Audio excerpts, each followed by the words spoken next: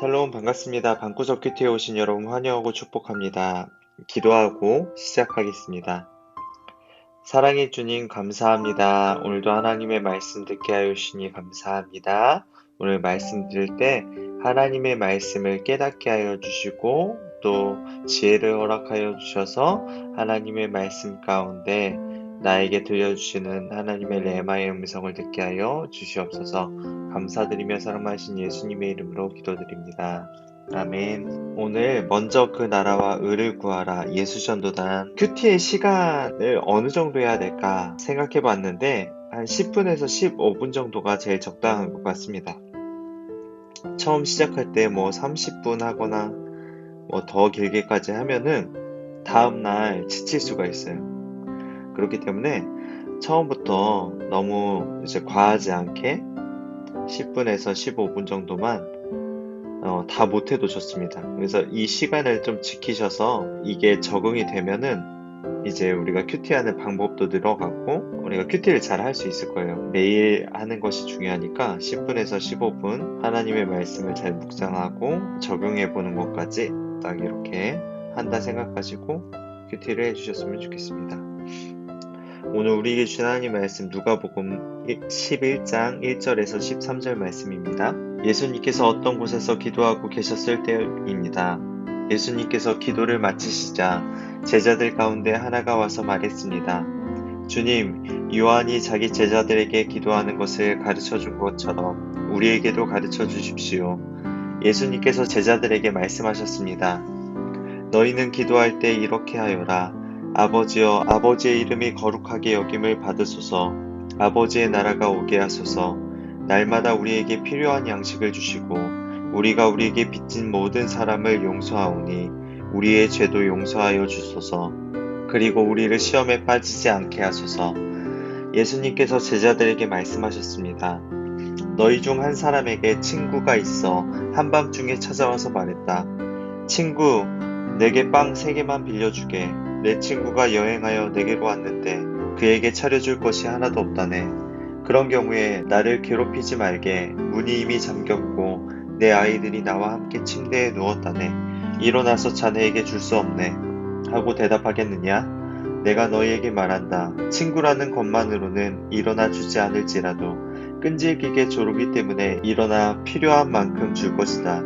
그러므로 내가 너희에게 말한다. 구하라 그러면 너희에게 주어질 것이다. 찾아라 그러면 찾을 것이다. 두드려라 그러면 문이 너희에게 열릴 것이다.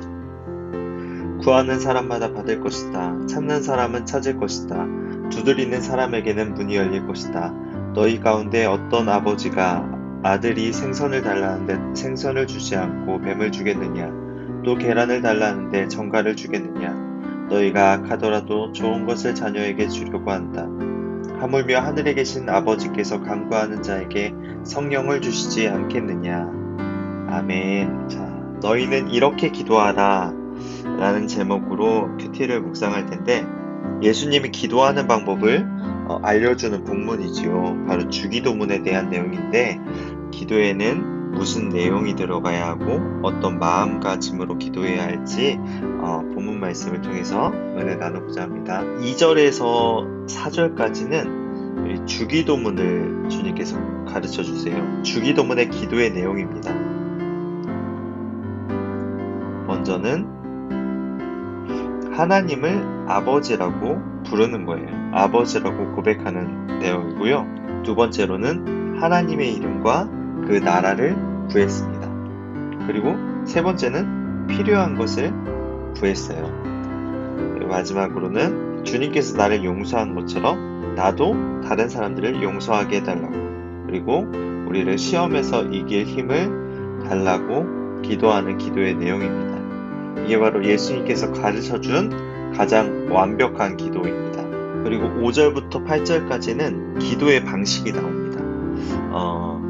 예수님께서 예를 들어서 한밤중에 찾아온 그 친구가 빵을 달라고 이제 간절하게 구하죠. 그 밤중에 가족들이 잠자는 그 친구에게 찾아온 그 친구가 비록 염치는 없었어요. 그렇지만 간절한 마음으로 기도했어요. 나 벌써부터 하나님 앞에 설 자격이 없는 나 같은 죄인이 기도할 수 있을까?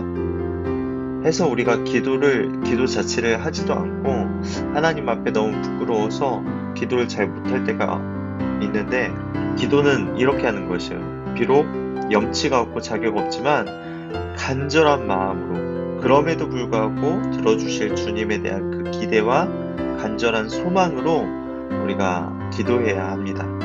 그리고 9절부터 13절까지는 기도의 자세에 대해서 나옵니다. 구하라, 찾으라, 두드려라 이렇게 말하는데, 기도의 자세는 믿음으로 하는 것입니다. 하나님께서 우리를 반드시 응답해 주실 거라는 그 믿음 가지고 해야 합니다. 그래서 우리 아버지처럼 하나님은 가장 좋은 것을 주시는 하나님이신 줄 믿고, 그 가장 좋은 것을 주신 하나님께 믿음으로 기도하는 것, 구하면 주실 하나님, 찾으면 찾아주실 하나님, 두드리면 문이 열리게 하실 그 하나님을 바라보고 믿음의 확신 가지고 기도해야 한다는 것입니다. 자, 이거밖에 할 게 없어요. 하나님은 어떤 분이십니까? 반드시 가장 좋은 것을 주시는 분, 가장 좋은 것을 주시는 선하신 하나님이십니다. 그럼 나에게 주시는 교훈은 무엇입니까? 우리가 주님 가르쳐 주신 기도를 할 때 우리가 한번 3번을 기도해 보았으면 좋겠는데, 어떻게 기도하느냐? 정말 간절한 마음으로 가장 좋은 것을 주실 것을 믿음으로 우리가 그 최고의 기도, 주기도문을 3번 기도하기, 공동 실천입니다. 같이 함께 하셨으면 좋겠고, 중보기도 요청을 드리겠습니다. 제가 작년 1월 달에 미얀마 단기 선교를 갔었는데, 엊그제 미얀마 군부의 쿠데타가 일어났죠. 원래 아웅산 수치라는 그 리더십으로 여자분인데 민주주의가 꽃을 피웠습니다. 그래서 투표도 82%로 이제 완전 승리하게 됐는데, 이게 조작 투표라고 군부에서 쿠데타를 일으키게 되었습니다.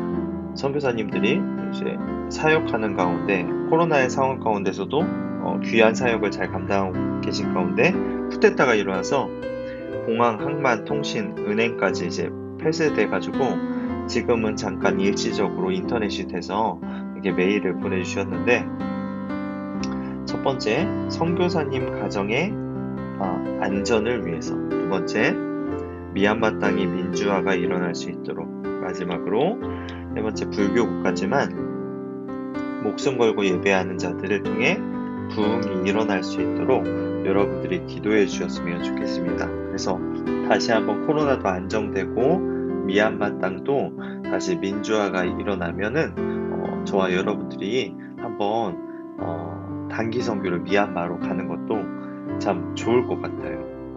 전사님은 그 미얀마 땅을 가서 잃어버린 열정을 회복했거든요. 기타나 다른 세션이나 악기는 없지만 정말 간절히 목마른 사슴이라는 찬양을 30분 동안 눈물 흘리면서 부르는 그 미얀마 청년들의 열정을 제가 잊지 못합니다. 그래서 우리가 단기 선교를 가지만 그렇게 간절하게 목숨을 걸고 예배하는 그 청년들에게 도전도 받고, 그렇게 선교사님의 간증도 듣고 은혜 받고 돌아오는 시간이 되었으면 좋겠습니다. 그리고 미얀마는 호텔이 참 좋답니다. 저와 여러분들이 함께 단기 선교 갈 그런 날들도 기대해보고 소망해보고 함께 기도해 주셨으면 좋겠습니다.